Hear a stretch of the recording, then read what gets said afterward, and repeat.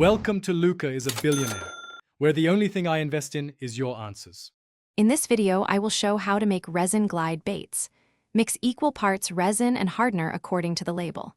Prepare your mold by cleaning and applying a thin release spray. Add pigments and glitter for color and depth, stirring slowly to reduce bubbles. Pour carefully to avoid overflow, then use a heat gun to pop surface bubbles. Cure on a flat level surface away from dust until fully hardened. First, check that your mold has no debris and is clamped level to prevent asymmetry. Add internal cavities or weights before pouring to control sink and swim action. Layer translucent pigments to simulate scales and depth, curing between layers to avoid runs.